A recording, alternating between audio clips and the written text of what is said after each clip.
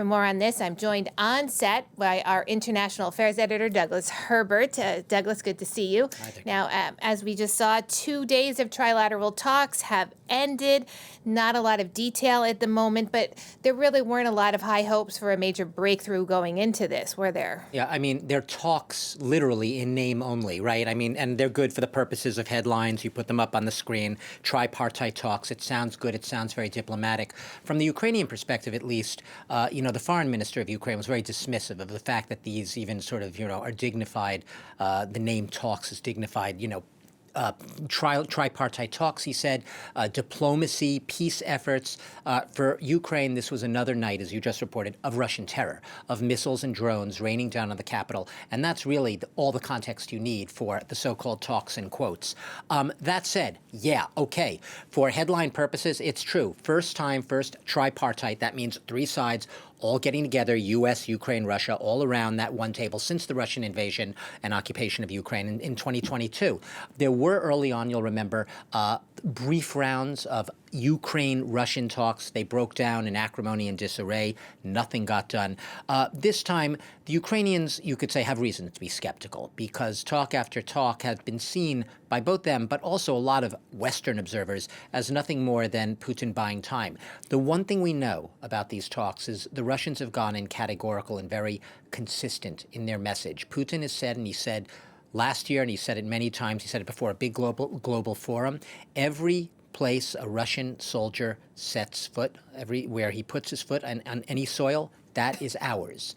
And he has been very clear that in his world vision, in his geopolitical worldview, all of Ukraine is ours. That has not changed. So when you talk about talks, when you talk about the, quote, sticking point of territorial land issues, for Vladimir Putin, yeah, all of Donbass is his. There will be no valid settlement until and unless he gets all of Donbass. And even then, you might even raise a question mark over whether he would be satisfied with that.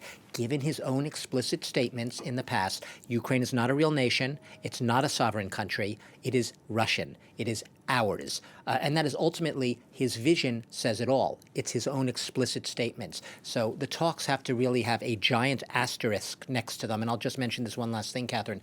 On the American side, the very fact that you have two essential, Jared Kushner, Steve Witkoff as the U.S. envoys, two real estate and equity and private sector, private equity types at that table, alongside a more obscure American government official who just made a first appearance named Josh Gruenbaum. This is a guy who's also a private equity guy. That, once again, also points very strongly to a real motivation of the U.S. in these talks to get these things settled so that U.S. and Russia can get business deals going again, open up the Russian economy for U.S. investment, U.S. equity. Now, while these talks were going on, Russia again bombed Ukraine, targeting their energy grid. We've seen some, pretty horrific images here. Is this part of Putin's strategy? And what has President Volodymyr Zelensky said? Yeah. Putin has been explicit, and everyone around Putin, his advisors, especially Ushakov, basically saying that, yeah, they would like to, this is the Kremlin line and the Russian state media's line, yeah, we would love to solve this politically and diplomatically. We have always been the ones who are seeking peace, unlike those Ukrainians who don't want peace. So the Russians are always the peace seekers, the peacemakers. But what it really hides, it's disingenuous. It's an intellectually dishonest argument, because at the end of the day, like I said, the missiles and drones speak louder than words.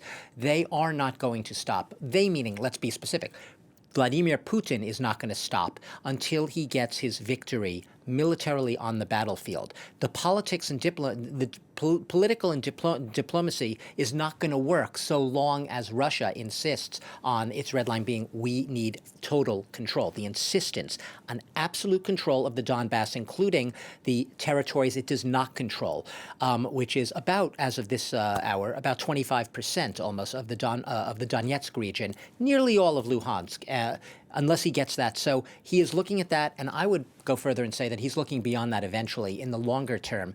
Remember his words, Ukraine, all of Ukraine is ours. So yeah, it's a very, very difficult balancing act for the Kremlin right now. Douglas, thank you so much for sharing your analysis with us.